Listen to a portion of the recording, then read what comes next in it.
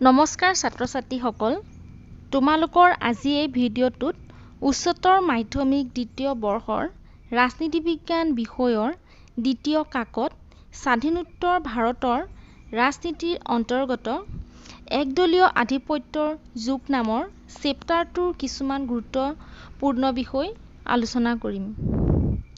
ইতিমধ্যে এই চেপ্টাৰটোৰ আন কেইটামান গুৰুত্বপূৰ্ণ বিষয়ৰ ওপৰত বেলেগ এটা ভিডিঅ' বনোৱা হৈছে আৰু যিসকলে সেই ভিডিঅ'টো চোৱা নাই চাব পাৰা, মোৰ এই ভিডিঅ'টোৰ ডেছক্ৰিপশ্যনত লিংক দিয়া আছে। তোমালোকৰ এই ভিডিঅ'টোত ভাৰতবৰ্ষৰ ৰাজনীতিত গুৰুত্বপূৰ্ণ ভূমিকা পালন কৰা কেইটামান বিৰোধী দলৰ বিষয়ে আলোচনা কৰিম। ছাত্ৰ-ছাত্ৰীসকল, তোমালোকে নিশ্চয় আগৰ ভিডিঅ'টোত প্ৰথম, দ্বিতীয় আৰু তৃতীয় সাধাৰণ নিৰ্বাচনৰ ফলাফলৰ বিষয়ে আলোচনা কৰোঁতে কংগ্ৰেছ দলৰ উপৰিও আন বহুতো ৰাজনৈতিক দলৰ নাম শুনিছা। অৰ্থাৎ সেই সময়তো ভাৰতবৰ্ষত এক বৃহৎ সংখ্যক বিৰোধী ৰাজনৈতিক দল আছিল তথা বহুদলীয় ব্যৱস্থা আছিলে বুলি ক'ব পাৰোঁ। ইয়াৰে কিছুমান বিৰোধী দলৰ জন্ম 1952 চনৰ সাধাৰণ নিৰ্বাচনৰ আগতেই জন্ম হৈছিল আৰু এইবিলাকৰ ভিতৰত কিছুমান 1960 আৰু 70 দশকত ভাৰতীয় নিৰ্বাচনী ৰাজনীতিত হোৱা ব্যাপক পৰিৱৰ্তনত এক অতি গুৰুত্বপূৰ্ণ ভূমিকা গ্ৰহণ কৰিছিল। আৰু বৰ্তমান প্ৰায় সকলো অ-কংগ্ৰেছী দলৰ মূল 1950 চনত থকা বিৰোধী দলবোৰ বুলি ক'ব পাৰি। ছাত্ৰ-ছাত্ৰীসকল, আৰম্ভণি পৰ্যায়ত সকলোবোৰ বিৰোধী দলে লোকসভা আৰু ৰাজ্য বিধানসভা সমূহত নামমাত্ৰ অংশ লোৱাৰহে সুবিধা পাইছিল। কাৰণ সেই সময়ত কংগ্ৰেছৰ আধিপত্য আছিল অদমনীয়। কিন্তু এই দলবিলাকৰ উপস্থিতিয়ে গণতন্ত্ৰৰ চৰিত্ৰ পালন কৰাত গুৰুত্বপূৰ্ণ ভূমিকা গ্ৰহণ কৰিছিল। দ্বিতীয়তে, বিৰোধী দলবোৰে কংগ্ৰেছ দলক স্বেচ্ছাচাৰী হোৱাত বাধা প্ৰদান কৰিছিল। কিয়নো বিভিন্ন বিৰোধী দলবোৰে কংগ্ৰেছ দলৰ কাৰ্যবোৰ আৰু নীতিবোৰ প্ৰায়ে নীতিগতভাৱে সমালোচনা কৰিছিল। এটা উল্লেখনীয় কথা এয়ে যে প্ৰথম অৱস্থাত কংগ্ৰেছ আৰু বিৰোধী পক্ষৰ নেতাসকলে পৰস্পৰৰ প্ৰতি সন্মান প্ৰদৰ্শন কৰিছিল। উদাহৰণস্বৰূপে আমি ক'ব পাৰোঁ যে স্বাধীনতাৰ পিছত দেশ পৰিচালনাৰ বাবে গঠন হোৱা অন্তৱৰ্তীকালীন চৰকাৰত বিৰোধী দলৰ নেতা যেনে ড বি আৰ আম্বেদকাৰ আৰু শ্যামা প্ৰসাদ মুখাৰ্জীক মন্ত্ৰীসভাত অন্তৰ্ভুক্ত কৰে। কিন্তু দলীয় প্ৰতিযোগিতা বৃদ্ধি হোৱাৰ লগে লগে এনেকুৱা ৰাজনৈতিক ভিন্নতা আৰু ব্যক্তিগত সম্পৰ্কৰ প্ৰতি সন্মান নাইকিয়া হৈ পৰে। ছাত্ৰ-ছাত্ৰীসকল, এতিয়া আমি আলোচনা কৰিবলৈ আগবাঢ়িছোঁ সমাজবাদী দলৰ বিষয়ে।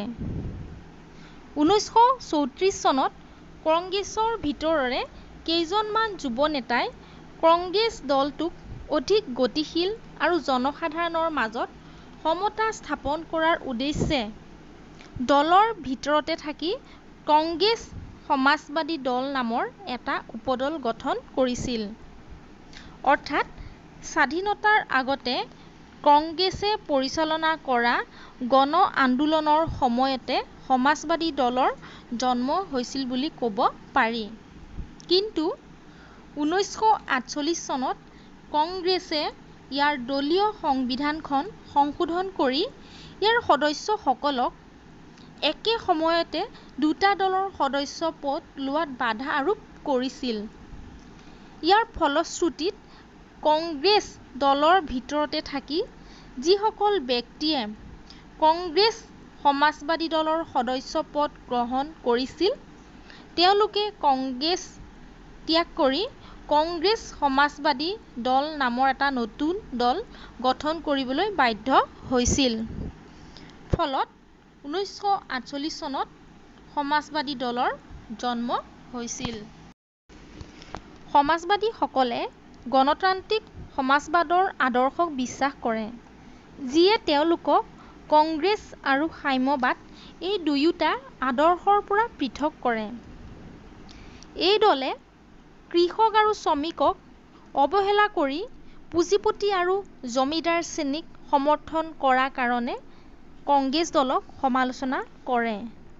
কিন্তু সমাজবাদীসকল এটা সংকটত পৰিছিল যেতিয়া কংগ্ৰেছে 1955 চনত ইয়াৰ লক্ষ্য সমাজবাদী আৰ্হিৰ সমাজ প্ৰতিষ্ঠাৰ কথা ঘোষণা কৰে। এইদৰে কংগ্ৰেছৰ এটা বিকল্প হিচাপে থিয় হোৱাটো সমাজবাদীসকলৰ বাবে অসুবিধা হ'ল। বিশিষ্ট সমাজবাদী নেতা ৰাম মনোহৰ লোহিয়াই কংগ্ৰেছ দলৰ সমালোচনাৰ পৰা কিছু দূৰত্ব অৱস্থান কৰে। ঠিক একেদৰে অশোক মেহতাৰ দৰে আন কিছুমানেও কংগ্ৰেছৰ লগত সামান্যভাৱে সহযোগিতা আগবঢ়ায়। সমাজবাদী দলত গুৰুত্বপূৰ্ণ ভূমিকা পালন কৰা নেতাসকল হ'ল জয়প্ৰকাশ নাৰায়ণ, অচ্যুত পটবৰ্ধন, অশোক মেহতা, আচাৰ্য নৰেন্দ্ৰ দেৱ, ৰাম মনোহৰ লোহিয়া আৰু এছ.এম. যোশী ইত্যাদি। পূৰ্বৰ সমাজবাদী দল সমসাময়িক ভাৰতৰ কেইটামান ৰাজনৈতিক দলৰ মূল ভেটি, আৰু এই দলকেইটা হ'ল সমাজবাদী পাৰ্টি, ৰাষ্ট্ৰীয় জনতা দল, জনতা দল সংযুক্ত, জনতা দল ছেকুলাৰ ইত্যাদি। ছাত্ৰ-ছাত্ৰীসকল, তোমালোকক এইবাৰ ক'বলৈ আগবাঢ়িছোঁ ভাৰতৰ সাম্যবাদী দলৰ বিষয়ে। স্বাধীনতা সংগ্ৰাম চলি থকা সময়তে ভাৰতত সাম্যবাদী দল গঠন হৈছিল বুলি ক'ব পাৰি। ছোভিয়েট ৰাছিয়াৰ বিখ্যাত অক্টোবৰ বিপ্লৱৰ ভাৱধাৰাই ভাৰতৰ বিপ্লৱীসকলক বাৰুকৈ প্ৰভাৱান্বিত কৰিছিল। ভাৰতৰ সাম্যবাদী দল ছোভিয়েট ৰাছিয়াৰ সাম্যবাদী দলৰ আদৰ্শত 1924 চনত গঠিত হৈছিল। এই দলে ভাৰতত ৰাছিয়াৰ পদ্ধতিত সাম্যবাদী সমাজ ব্যৱস্থা গঠন কৰাৰ মত পোষণ কৰে। ভাৰতীয় সাম্যবাদী দলে লেনিনে অনুসৰণ কৰা বিদ্ৰোহৰ জৰিয়তে ভাৰতৰ স্বাধীনতা সম্ভৱ বুলি ঘোষণা কৰাৰ ফলশ্ৰুতিত 1934 চনত ভাৰতৰ সাম্যবাদী দলক ব্ৰিটিছ চৰকাৰে নিষিদ্ধ ঘোষণা কৰি ইয়াৰ নেতৃস্থানীয় নেতাসকলক গ্ৰেপ্তাৰ কৰে। ইয়াৰ পিছত এই দলটোৱে 1935 চনৰ পৰা ভিতৰুৱাভাৱে কংগ্ৰেছৰ সৈতে কাৰ্য কৰি গৈছিল। কিন্তু 1941 চনত যেতিয়া দ্বিতীয় বিশ্বযুদ্ধৰ সময়ত সাম্যবাদীসকলে নাজীসকলৰ বিৰুদ্ধে ব্ৰিটিছৰ যুঁজত সমৰ্থন আগবঢ়োৱাৰ বিপৰীতে কংগ্ৰেছে ব্ৰিটিছক সমৰ্থন নিদিয়াৰ সিদ্ধান্ত গ্ৰহণ কৰে, তেতিয়া সাম্যবাদী দল আৰু ভাৰতীয় জাতীয় কংগ্ৰেছৰ মাজত মনোমালিন্য ঘটে। ভাৰতবৰ্ষই স্বাধীনতা অৰ্জন কৰাৰ পিছত 1951 আৰু 52 চনত হোৱা লোকসভাৰ প্ৰথম সাধাৰণ নিৰ্বাচনত ভাৰতীয় সাম্যবাদী দলে 16খন আসন লাভ কৰি দ্বিতীয় বৃহৎ দল হিচাপে পৰিগণিত হৈছিল। এই দলটোৰ প্ৰখ্যাত নেতাসকল হ'ল এ.কে. গোপালন, SA. Dange, ই.এম.এছ. Namboodiripad, PC. Joshi, Ajay Ghosh, P. সুন্দৰীয়া ইত্যাদি। ছাত্ৰ-ছাত্ৰীসকল, তোমালোকক এইবাৰ ক'বলৈ আগবাঢ়িছোঁ ভাৰতীয় জনসংঘৰ বিষয়ে। ভাৰতীয় জনসংঘ 1951 চনত প্ৰতিষ্ঠা হৈছিল। এই দলটোৰ প্ৰতিষ্ঠাপক সভাপতি আছিল শ্যামা প্ৰসাদ মুখাৰ্জী। স্বাধীনতাৰ আগত ৰাষ্ট্ৰীয় স্বয়ংসেৱক সংঘ আৰু হিন্দু মহাসভা এই দলৰ আদৰ্শ আছিল। ছাত্ৰ-ছাত্ৰীসকল, ভাৰতীয় জনসংঘৰ আদৰ্শ আৰু কাৰ্যসূচী আন দলতকৈ পৃথক আছিল। এই দলৰ মূল নীতিসমূহ হ'ল: প্ৰথমতে, জনসংঘ দলে এক দেশ, এক সংস্কৃতি আৰু এক জাতি গঢ় দিয়াৰ লগতে দেশক আধুনিক, প্ৰগতিশীল আৰু শক্তিশালী হোৱাটো কামনা কৰিছিল। দ্বিতীয়তে, অখণ্ড ভাৰত হিচাপে ভাৰত আৰু পাকিস্তান এক হোৱাটো বিচাৰিছিল। তৃতীয়তে, ভাৰতবৰ্ষত ইংৰাজীৰ পৰিৱৰ্তে হিন্দী ভাষাক চৰকাৰী ভাষা হিচাপে স্বীকৃতি প্ৰদান কৰাৰ দাবীক পূৰ্ণ সমৰ্থন কৰিছিল ভাৰতীয় জনসংঘই। চতুৰ্থতে, ধৰ্মীয় আৰু সাংস্কৃতিক সংখ্যালঘুক বিশেষ সুবিধা দিয়াৰ বিৰোধিতা কৰে ভাৰতীয় জনসংঘই। আৰু আন এটা আদৰ্শ হ'ল ভাৰতবৰ্ষক পাৰমাণৱিক অস্ত্ৰ প্ৰস্তুত তথা বৃদ্ধি কৰাত সমৰ্থন কৰে। ভাৰতীয় জনসংঘই ভাৰতবৰ্ষত 1951 আৰু 52 চনত অনুষ্ঠিত হোৱা লোকসভাৰ প্ৰথম সাধাৰণ নিৰ্বাচনত মাত্ৰ 3খন আসন আৰু 1957 চনত অনুষ্ঠিত হোৱা নিৰ্বাচনত মাত্ৰ 4খন আসন লাভ কৰিবলৈ সক্ষম হৈছিল। ভাৰতীয় জনসংঘৰ প্ৰখ্যাত নেতাসকল হ'ল শ্যামাপ্ৰসাদ মুখাৰ্জী, দীনদয়াল উপাধ্যায় আৰু বলৰাজ মাধৱ ইত্যাদি। সমসাময়িক ভাৰতবৰ্ষৰ ৰাজনীতিত বিশেষ স্থান দখল কৰা ভাৰতীয় জনতা দলৰ মূল হ'ল ভাৰতীয় জনসংঘ। ছাত্ৰ-ছাত্ৰীসকল, তোমালোকক এইবাৰ ক'বলৈ আগবাঢ়িছোঁ স্বতন্ত্ৰ দলৰ বিষয়ে। 1959 চনৰ আগষ্ট মাহত কংগ্ৰেছৰ নাগপুৰ অধিৱেশনৰ সময়ত স্বতন্ত্ৰ দল গঠন হয়। কংগ্ৰেছৰ নাগপুৰ অধিৱেশনত কিছুমান সিদ্ধান্ত গ্ৰহণ কৰা হয়, যেনে ভূমি অধিগ্ৰহণ, খাদ্যশস্যৰ ব্যৱসায়, ৰাষ্ট্ৰীয়কৰণ, সমবায় ভিত্তিত কৃষি পাম স্থাপন ইত্যাদি। কংগ্ৰেছৰ কেইজনমান নেতাই এই সিদ্ধান্তবোৰৰ বিৰুদ্ধাচৰণ কৰি 1959 চনৰ আগষ্ট মাহত স্বতন্ত্ৰ দল গঠন কৰে। এই দল অৰ্থনৈতিক কাৰণতে অন্যান্য দলৰ পৰা পৃথক আছিল।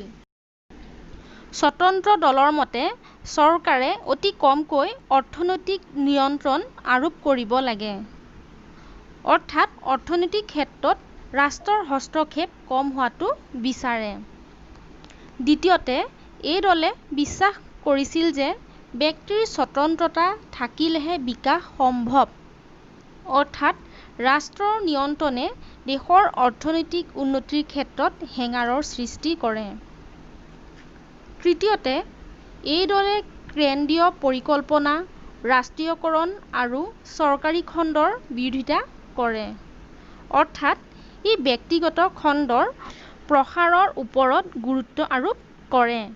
চতুৰ্থতে, এই দলে কৃষিৰ ক্ষেত্ৰত ভূমি অধিগ্ৰহণ আৰু সমবায় ভিত্তিত কৃষি পাম স্থাপনৰ বিৰোধিতা কৰে। পঞ্চমতে, এই দলে উন্নত কৰ ব্যৱস্থা আৰু অনুজ্ঞাপত্ৰ গ্ৰহণ কৰা প্ৰথাক সমৰ্থন নকৰে। আৰু শেষত, স্বতন্ত্ৰ দলে গোষ্ঠীনিৰপেক্ষ নীতি আৰু ছোভিয়েট ৰাছিয়াৰ লগত থকা বন্ধুত্বপূৰ্ণ সম্পৰ্কক সন্দেহ কৰে আৰু আমেৰিকা যুক্তৰাষ্ট্ৰৰ সৈতে সম্পৰ্ক স্থাপনৰ পোষকতা কৰে। স্বতন্ত্ৰ দলে নিজাকৈ যদিও ভাৰতৰ ৰাজনীতিত বিশেষ স্থান দখল কৰিবলৈ সক্ষম হোৱা নাছিলে, কিন্তু এই দলটোৱে যিসকল উদ্যোগপতি, ব্যৱসায় শ্ৰেণীয়ে ৰাষ্ট্ৰীয়কৰণ আৰু অনুজ্ঞাপত্ৰ আঁচনিক বিৰোধিতা কৰিছিল, তেওঁলোকৰ সমৰ্থন লাভ কৰিবলৈ সক্ষম হৈছিল। এই দলটো গঠন কৰাত বয়োজ্যেষ্ঠ কংগ্ৰেছী নেতা চি. ৰাজাগোপালাচাৰীয়ে নেতৃত্ব বহন কৰিছিল। এই দলটো গঠন কৰাৰ ক্ষেত্ৰত আন বয়োজ্যেষ্ঠ নেতাসকল হ'ল কে. এম. মুন্সী, এন. জি. ৰংগ আৰু মিনু মাসানী ইত্যাদি। ছাত্ৰ-ছাত্ৰীসকল ভিডিঅ'টো আৰু অধিক দীঘলীয়া নকৰোঁ তোমালোকৰ কিবা সুধিবলগীয়া থাকিলে কমেন্ট কৰিবা নেক্সট ভিডিঅ'টোত এই পাঠটোৰ প্ৰশ্নসমূহ আলোচনা কৰিম আৰু তোমালোকে চাবা বুলি আশা কৰিলোঁ থেংক ইউ